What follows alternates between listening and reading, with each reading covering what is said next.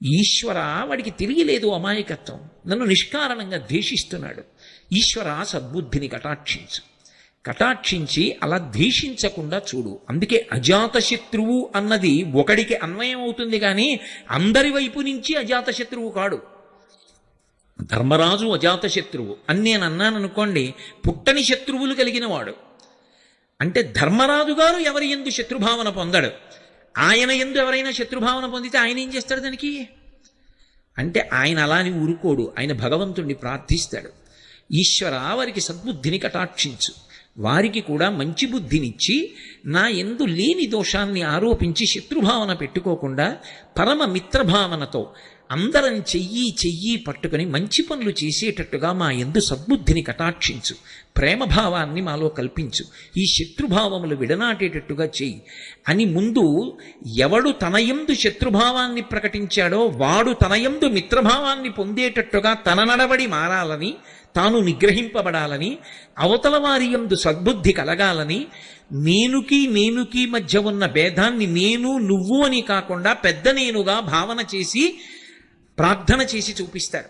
అందుకే ఆత్మవత్ సర్వభూతేషు యపశ్యతి సపశ్యతి, అలా ఎలా చూస్తావో అలా చూడడం నేర్చుకో.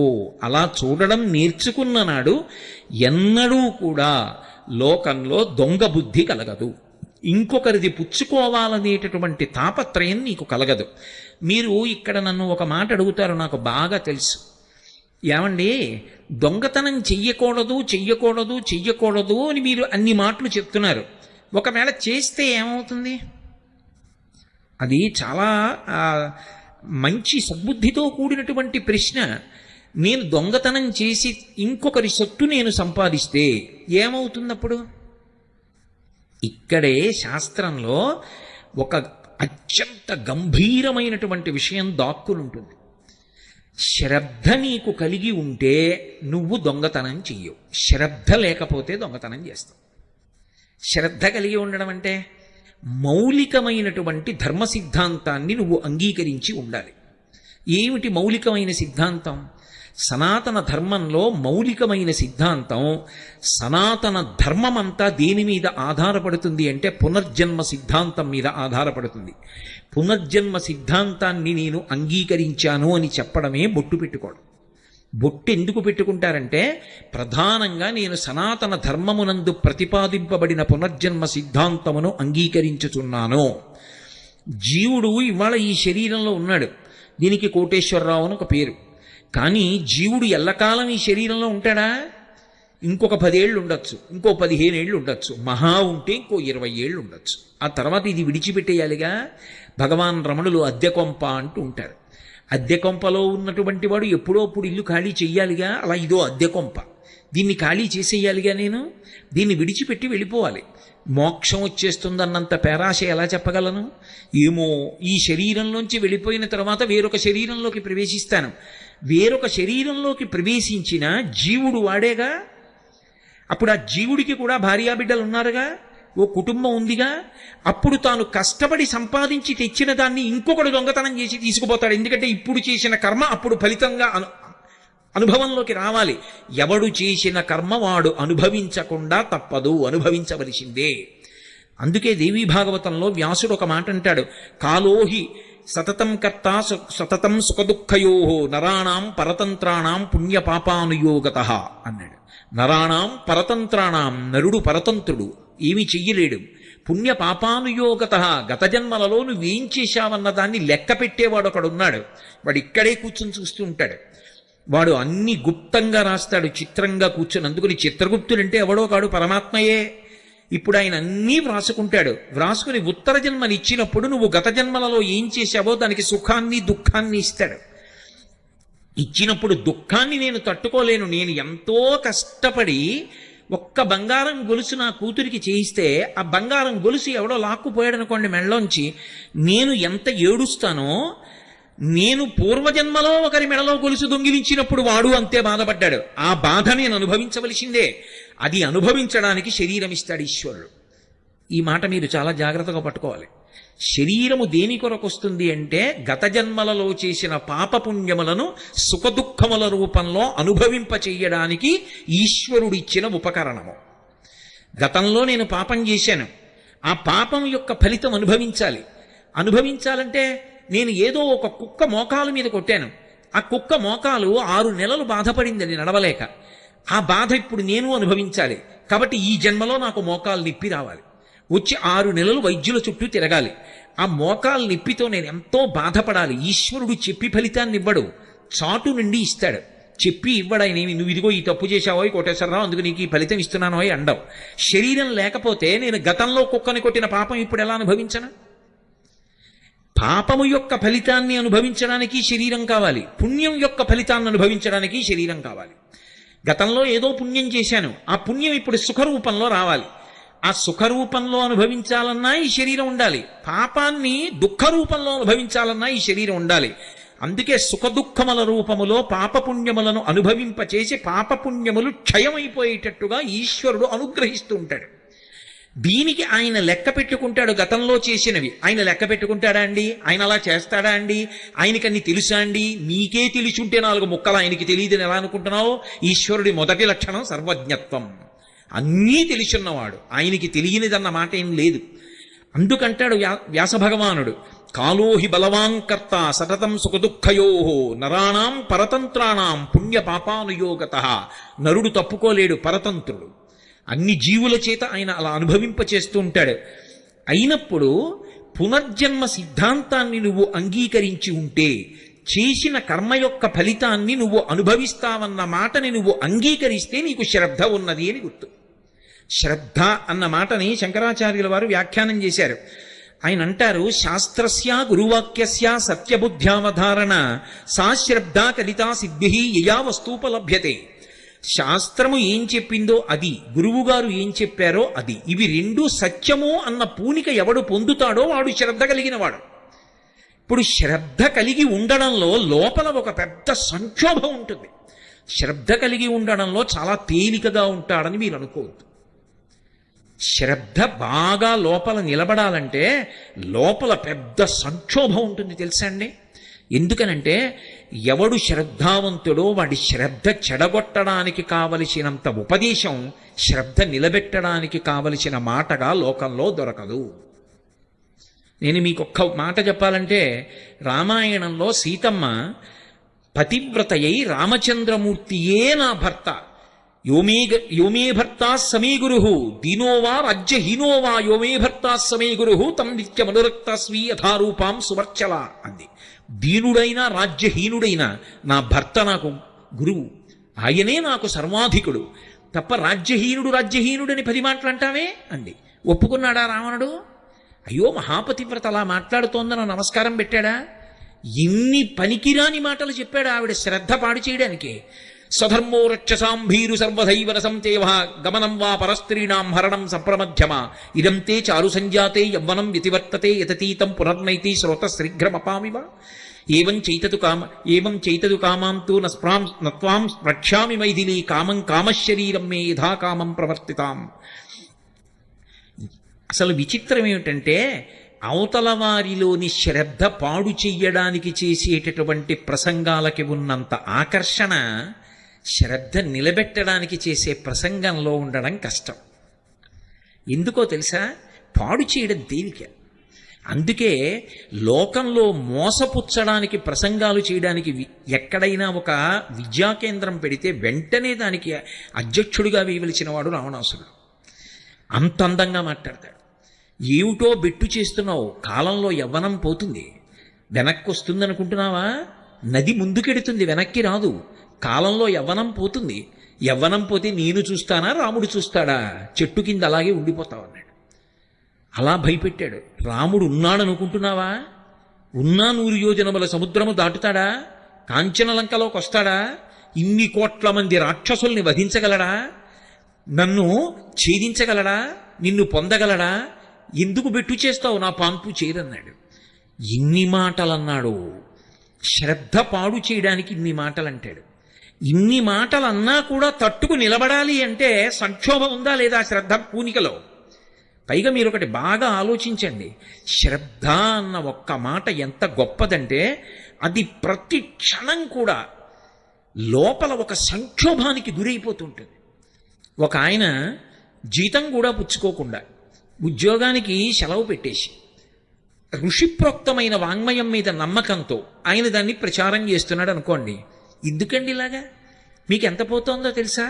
జీతం పోతోందా? సిపిఎఫ్ పోతోందా? గవర్నమెంట్ కాంట్రిబ్యూషన్ పోతోందా? ఇంట్రెస్ట్ పోతోందా? రిటైర్ అయ్యే వాళ్ళకి ఏమొస్తుంది? ఆ తర్వాత కాలో చెయ్యో వంగితే ఎవరు చేస్తారు? మీ కొడుకు చేస్తాడు అనుకుంటున్నారా? నాన్నగారు అందరిలా ఉద్యోగం చేస్తే ఎంత డబ్బు ఉండునండి. ఎందుకంటే అది పాడి చేశారు చూసారా ఎంత అవుతోందో వైద్యానికి ఒక్క మాట అంటే ఏమైపోతారు? ఎందుకండి ఇవన్నీ మీకు? మీరేం ఉద్ధరించేస్తారనుకుంటున్నారా సమాజాన్ని అని చెప్పేవాళ్ళు వందల సంఖ్యలో ఉంటారు. ఎవరో ఒక్కడుంటాడు భుజం మీద చెయ్యేసి నిన్ను కన్న తల్లి కడుపు పండిందిలేవాయ్, ఆ మార్గంలో పో, ఈశ్వరుడు ఉన్నాడు నిన్ను చూస్తాడులే అంటాడు. శ్రద్ధ నిలబెట్టేవాడు ఒక్కడుంటాడు, శ్రద్ధ పాడు చేసేవాళ్ళు వందల మంది ఉంటారు. శ్రద్ధ నిలబెట్టడానికి సంక్షోభం ఉంటుంది.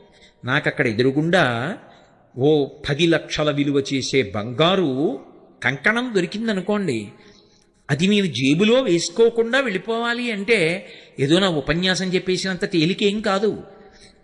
అలా వెళ్ళిపోతుంటే మెట్ట వేదాంతం అంటారు. ముందే సిద్ధాంతం వస్తుందంటే ఈశ్వరుడు నిన్ను అనుగ్రహించాలనే ఆ కంకణం అలా పెట్టాడు, తీసుకో. ఎవరు చెప్పారు దొంగతనమని? నీకు ఇవ్వాలనుకున్నాడు కాబట్టి అక్కడ నీకు కనపడేటట్టు చేశాడు. బుద్ధిహీనుడా వదిలిపెడతామే అంటుంది. అంత తేలిక అనుకోకండి. ఒకవేళ వదిలి వెళ్ళిపోయాడు అనుకోండి, తీరా ఇంటికి వెళ్ళి ఏమో వాడెవడో కాకినాడ నుంచి వచ్చి అంటున్నాడు కదా పాపం, ఎందుకని కంకణం వదిలేశాని అన్నాడు అనుకోండి. ఇలా తగలబెట్టే కదా సంసారం ఇలా చేశారు అన్నారు అనుకోండి, ఏమైపోతాడు? శ్రద్ధ అంత తేలిక కాదు సుమండి. మీకు ఇక్కడ ఎదురుగుండా కనపడుతున్న కంకణం ఎత్తుకుపోతే 10 లక్షలు వస్తుంది. కంకణం విడిచిపెట్టేస్తే ఏమొస్తుంది? ఈశ్వరానుగ్రహం వస్తుందని నేను అంటున్నాను. ఏమిటి నమ్మకం? ఏమైనా సాక్ష్యం ఉందా? శాస్త్రము సాక్ష్యం, గురువాక్యం సాక్ష్యం. శాస్త్రమునందు గురువాక్యమునందు ప్రబల విశ్వాసంతో మీకు కంటి ముందు కనబడుతున్న భోగాన్ని విడిచిపెట్టి మనసు యందు ఆ శాస్త్రమునందు నమ్మకంతో బతకగలగాలంటే ఎంత శ్రద్ధ ఉండాలి? అది గొప్ప. అది సంతరించుకోగలిగిన వాడెవడో వాడు మనుష్యుడు. వాడు మిగిలిన వాళ్ళకన్నా ఎంతో పైకిక్కి నిలబడినవాడు. అందుకన్నారు శంకర భగవత్పాదులు, శాస్త్రస్య గురువాక్యస్య సత్యబుద్ధ్యావధారణ సా శ్రద్ధ కదితా సిద్భిః యయా వస్తూపలభ్యతే. ఏ మహాపురుషుడు మాట్లాడినా శ్రద్ధ గురించి మాట్లాడతాడు. అందుకే షిరిడీ సాయిబాబా గారి సిద్ధాంతాల్లో ప్రధాన సిద్ధాంతం కూడా శ్రద్ధ. అందుకే ఆ శ్రద్ధ యందు ఊంచుకోగలిగితే, ఆ సంక్షోభాన్ని మనసులో తట్టుకోగలిగితే ఏమీ కాదు. నాకు పరమేశ్వరుడు ఉన్నాడు, ఆయన నన్ను ఆదుకుంటాడు. ఆయన అనుగ్రహం నేను పొంది ఉండగా నన్ను చెనకగలిగిన వాడెవరు? నాకేమి అటువంటి విపత్కర పరిస్థితి రాదు. నేను హాయిగా భగవంతుడి గురించి రమించి చెప్పుకుంటూ ఉండగా నా గుండె ఆగిపోతుంది. ఏ కుర్చీలో కూర్చుని ప్రవచనం చేస్తున్నానో ఆ కుర్చీలోనే నా శరీరత్యాగం చేస్తాను తప్ప నేను బెంగ పెట్టుకుని మంచం ఎక్కి పడిపోవలసిన అవసరాన్ని ఈశ్వరుడు నాకు కల్పించాడు. నేను ఆయనని నమ్మి ఉండగా ఆయన నన్ను పాడు చేస్తాడా? ఒక్కనాటికి పాడు చేయడు. కాబట్టి నాకు ధర్మం ఒక్కటే కావాలి, నాకు శాస్త్రము కావాలి, నాకు గురువుగారు కావాలి, నాకు ఈశ్వరుడు కావాలి. ఇది శ్రద్ధ. దొంగతనాన్ని గెలవడానికి కావలసినది ఏది అంటే శ్రద్ధ కావాలి. ఇది చాలా అవసరం. తనకి కడుపులో ఆకలేస్తున్నా ముట్టుకోకుండా ఉండాలంటే దేనికి కట్టుబడి ఉండాలండి? రంతిదేవుడు కడుపు మండిపోతూ ఉంటే కొన్ని రోజులుగా అన్నం లేకపోతే వచ్చిన అన్నం ఇలా తినబోతుంటే వచ్చి అడిగితే పెట్టేశాడు. మంచినీళ్ళు ఒకటే తాగబోతున్నాడు, అప్పుడు కూడా వచ్చి పుచ్చేసుకున్నాడు. ఎవరో వచ్చి అయ్యా దాహంగా ఉంది ఇవ్వండి అన్నాడు. ఆయన మంచినీళ్ళు ఒకటే ఉన్నాయి అనలేదు. అది పోతనగారి పాండిత్యం. అన్నము లేదు, కొన్ని మధురాంబువులున్నవి త్రావుమన్నా అన్నాడు. అయ్యయ్యయ్యో, ఇంత దాహమేస్తోందంటే, ప్రాణాలు గతులు తప్పిపోతున్నాయంటే అన్నం తినెన్నాళ్ళయిందో నువ్వు. ఆయన రంతిదేవుడు తిని చాలా రోజులైంది. అన్నం తిని ఎన్నాళ్ళైందో తిందామంటే ఎవడో వచ్చాడు పెట్టేశాను, నీళ్ళు కూడా తాగనివ్వమా అనలేదు ఆయన. అన్నము లేదు, నీకు అన్నం పెట్టడానికి అన్నం లేదయ్యా, కొన్ని మధురాంబువులున్నవి, తీయటి నీళ్లున్నాయి, త్రావుమన్నా తాగవయ్యా. సకల శరీరధారులకు మేలునరించిన శరీరం ఉన్న వాళ్ళకు ఉపకారం చేస్తే ఇంకా అంతకన్నా కావలసింది ఏముందయ్యా ఈ శరీరానికి, తాగేయి అన్నాడు. అప్పుడు దేవతలందరూ వచ్చి నిలబడ్డారు. ఏమి శ్రద్ధ అనేది, ఏమి అద్భుతం! ఎంత నమ్మకం శాస్త్రం మీద, ఎంత నమ్మకం గురువు మీద. రా, నిన్ను అనుగ్రహిస్తున్నావు అన్నారు. ఇది సనాతన ధర్మం అంటే. దొంగతనాలు అరికట్టండి అంటే మీరు కర్రలతో మోది ఎక్కడ ఆపగలరు? శ్రద్ధ చేత ఆపగలరు. అందుకే ధర్మం ప్రబోధము, ధర్మ ప్రచారము, ధర్మమునందు పూనిక లోకంలో ఎటువంటి ఉపద్రవాన్నైనా సరే ఆప్చేసేస్తాయి. అందరూ సద్బుద్ధితో ఉన్నారనుకోండి, అందరూ శ్రద్ధావంతులు అయ్యారనుకోండి, నాకెందుకు, నేను పుచ్చుకోను, ఎందుకంటే పునర్జన్మలో నేను బాధపడాలి.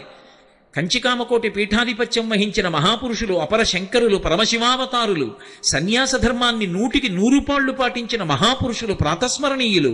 చంద్రశేఖరేంద్ర సరస్వతి మహాస్వామి వారు ఒకప్పుడు దేశాంతరంలో పర్యటన చేస్తుంటే శుద్ధ పల్లెటూరులో ఉన్నారు.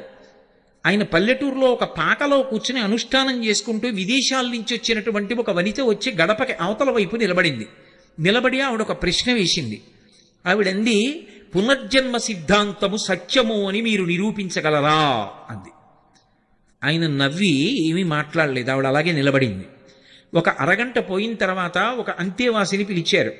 ఇక్కడికి దగ్గరలో ఒక ప్రసూతి కేంద్రం ఉంది, ఈవిడిని ఇవాళ అంతా వెళ్ళి అక్కడ కూర్చోమ్మనండి, రేపు ఉదయం 10 గంటలకి నా దగ్గరికి రమ్మనండి, ఎక్కడెక్కడ ఎవరికి ఏ పిల్లలు పుట్టారో వ్రాసుకుని రమ్మనండి అన్నారు. ఆవిడికి అర్థం కాలేదు. నేను అడిగిన ప్రశ్న ఏమిటి, ప్రసూతి కేంద్రం ఏమిటి అని. ఆవిడ వెళ్ళి కూర్చుంది. మర్నాడు 10 గంటలకు వచ్చింది. ఏమైందో చెప్పమను అన్నారు. ఆ హాస్పిటల్లో ఉన్నవి 10 గదులు, అందులో 4 మంచి శీతల గదులు అంటే ఏసీ రూమ్స్, 6 సామాన్యమైన గదులు. నిన్నను 10 గదుల్లోకి 10 మంది ప్రసవ వేదన పొందుతున్నటువంటి ఆ స్త్రీలను తీసుకొచ్చారు. అందులో మహదైశ్వర్యవంతులైనటువంటి వాళ్ళు 2, వాళ్ళకి కొడుకులు పుట్టారు. మంచి అధికారంలో ఉన్న వాళ్ళు 2, వాళ్ళకి 2 కొడుకులు పుట్టారు. పుడుతూనే వాళ్ళు రోహిణీ కార్తెలో ఏసీ రూమ్స్లో ఉన్నారు. మిగిలిన 6 గదుల్లో 3 గదుల్లో ఉన్న వాళ్ళు మధ్యతరగతి కుటుంబీకులు. మిగిలిన 3 గదుల్లో అమ్మో ఇంకో సంతానం కలిగింది, ఎలా పోషించాలని బాధపడుతున్నటువంటి వాళ్ళకి పుట్టినటువంటి బిడ్డలు. ఇంకొక ఆవిడికి గదిలోకి వెళ్ళడానికి గదికి కూడా సొమ్ము చెల్లించలేనిది పరమ నిర్భాగ్యురాలు. ఆవిడ్ని తీసుకొచ్చి అక్కడే గది లేదు కాబట్టి చాప మీద పడుకోబెట్టి పురుడు పోశారు. ఆవిడికి పథ్యం పెట్టడానికి ఏమీ లేదు. ఆ చుట్టుపక్కల ఉన్న వాళ్ళే డబ్బులు వేసుకుని తీసుకొచ్చి ఏదో రొట్టె ముక్కలవి కొనిపెట్టారు. ఇది జరిగింది అని ఆవిడని వెంటనే అంది, నాకు అర్థమైంది, పునర్జన్మ సిద్ధాంతం సత్యం, మీరు ఇక చెప్పక్కర్లేదని వెళ్ళిపోయారు. ఆ శిశువు కోరి కోరి పుట్టాడా కోటీశ్వరుడికి కొడుకుగా? వాడి కోరిక ఏమైనా ఉందా? వాడికి అధికారం ఉందా నేను ఇక్కడ పుడతాను ఈ ఏసీ రూమ్లో అని? ఏదో ఉంది.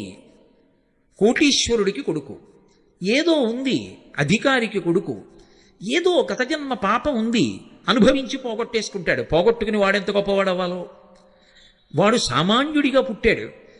పుట్టడంలో పునర్జన్మ సిద్ధాంతం స్పష్టంగా కనపడుతోంది, నాకు అర్థమైంది అని ఆవిడ 2 చేతులు ఎత్తి నమస్కారం చేసి వెళ్ళిపోయింది. ఇది యథార్థంగా జరిగిన సంఘటన. పునర్జన్మ సిద్ధాంతము సనాతన ధర్మమునకు ప్రాణము. శ్రద్ధ అనేటటువంటి 2 అక్షరాలు సనాతన ధర్మానికంతటికీ కూడా పట్టాభిషేకం చేస్తాయి. అసలు ఇన్ని ప్రవచనాలు చేయడం దేనికోసం, ఇన్ని గ్రంథాలు చదువుకోవడం దేనికోసం, భగవంతుడు ఉన్నాడు అని నమ్మడం దేనికోసం అంటే ఆ శ్రద్ధ అన్న మాట కోసం. ఈ శ్రద్ధ దేనికి పోతుంది లోకంలో అంటే ఒడుదుడుకుల యందు పోతుంది. కలిసి వచ్చినప్పుడు శ్రద్ధ పోదు. ఎందుకనంటే ఓ మాట అంటే పోతుంది, అంతా భగవంతుడు అనుగ్రహం అండి, ఏదో పైకి వచ్చాను.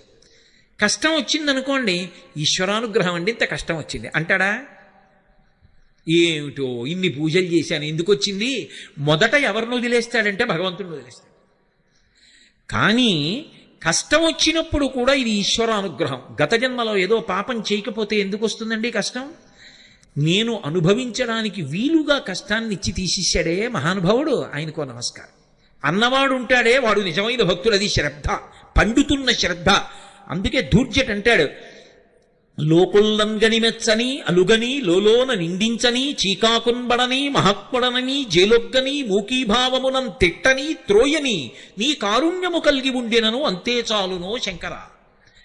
ఒకనాడు లోకులు నన్ను గని పొగుడుతారు, ఒకనాడు నన్ను ద్వేషిస్తారు, ఒకనాడు పూలదండలేస్తాడు, ఒకనాడు రాయి పెట్టి కొడతాడు, ఒకనాడు ఆయనంత గొప్పవాడు ఎక్కడున్నాడంటాడు, ఒకనాడు ఆయనంత దుర్మార్గుడు ఎక్కడున్నాడండి అంటారు.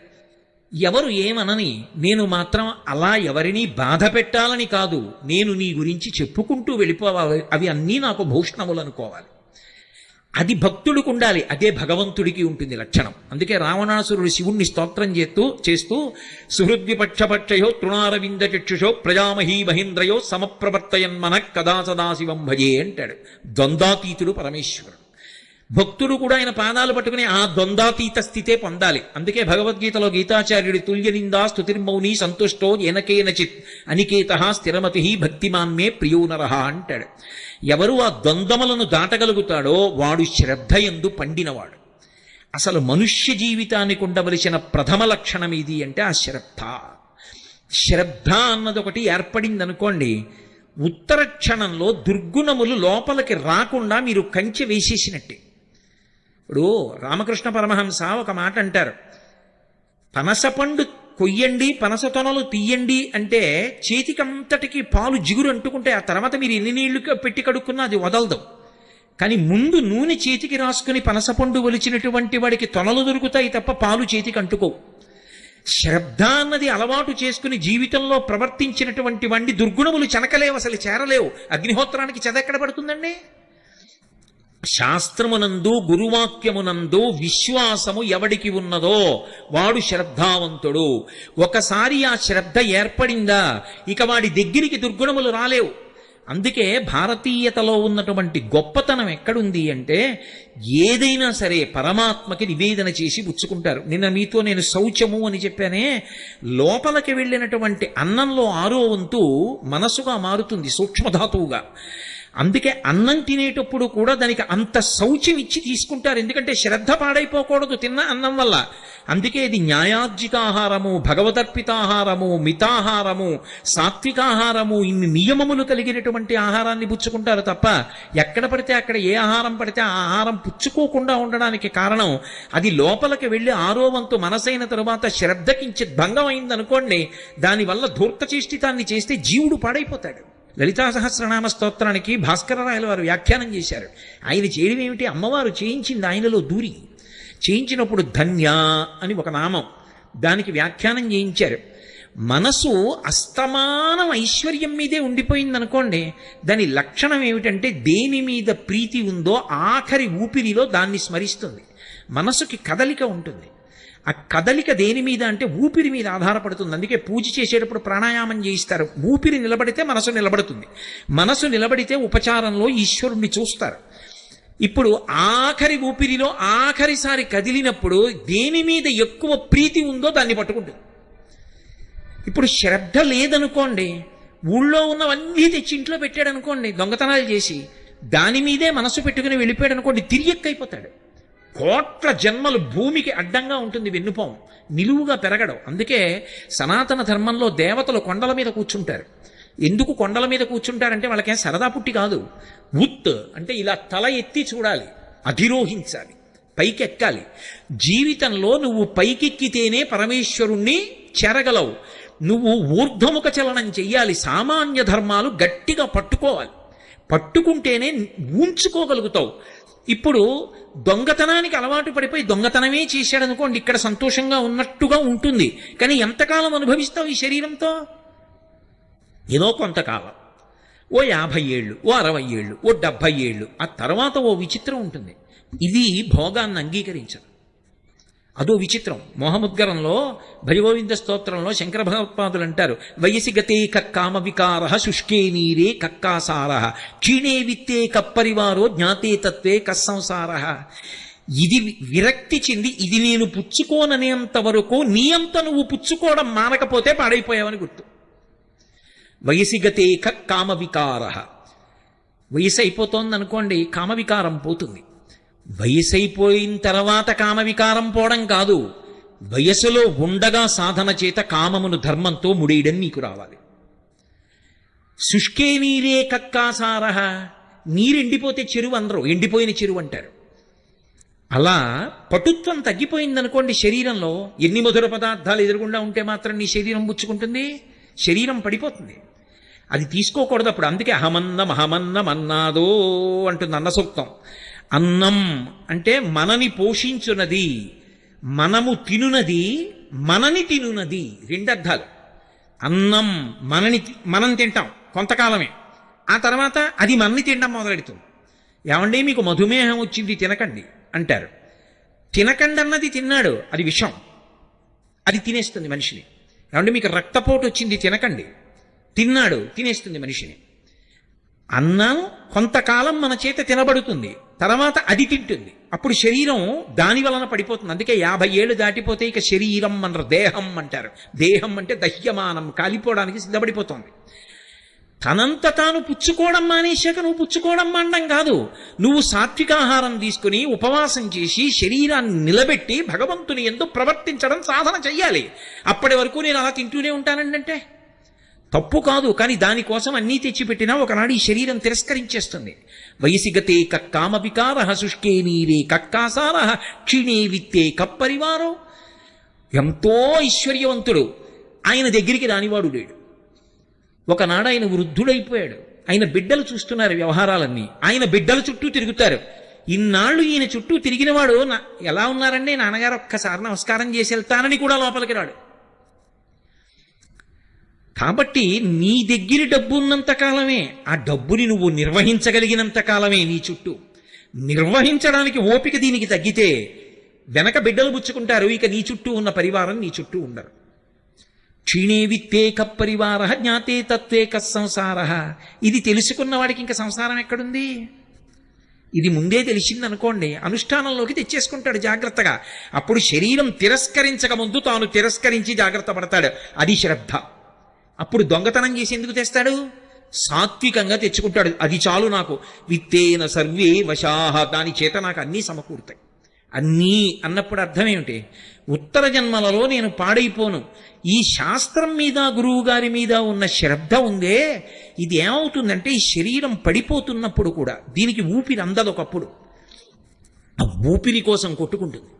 ఆ ఊపిరి తీయలేకపోతే ఒళ్ళు చెమట్లు పట్టి అసలు ఎంత బాధో పడిపోతుంటే, ఆ బాధ పడిపోతున్నప్పుడు కూడా ఒరే ఒకనాడు శరీరం పడిపోతుందిరా, భగవన్నామం విడిచిపెట్టకు అని చెప్పిన గురువుగారి పాదాలు, ఆ గురువుగారు చెప్పిన మాటలు జ్ఞాపకం వచ్చి, ఓ ఇది పడిపోయే సమయం ఆసన్నమైందనమాట అని భగవంతుడి మీద దృష్టి పెడతాడు. ఎందుకని? శ్రద్ధ, శాస్త్రం మీద గురువు మీద ఉండిపోయింది దృష్టి. ఇప్పుడు అది పెట్టుకుని వెళ్ళిపోయాడు. ఆయన సంపాదించింది ధార్మికమైన మార్గంలో తప్ప ఆయన దొంగతనం చేసి తెచ్చింది లేదు. ఆయన అనుభవించడానికి ఏముంది పాపం? కాబట్టి ఉత్తర జన్మలు క్షేమకరంగా ఉంటాయి. ఈ జన్మలో ఓ 30 ఏళ్ళు సంతోషించడానికి 3 కోట్ల జన్మలు పాడు చేసుకోమని ఎవడు చెప్పాడు? పెట్టుబడి రీత్యా చూసినా కూడా అది దోషభూయిష్టమైన జీవితమే కదా. అందుకని శ్రద్ధతో ఉన్నవాడెవరో వాడు అస్థేయమును పొందగలడు, అంటే దొంగ బుద్ధి లేకుండా జీవించగలడు. సామాన్య ధర్మంలో ఏదో దొంగతనం చేయకండి అని చెప్పడం శాస్త్రం యొక్క ప్రయోజనం కాదు.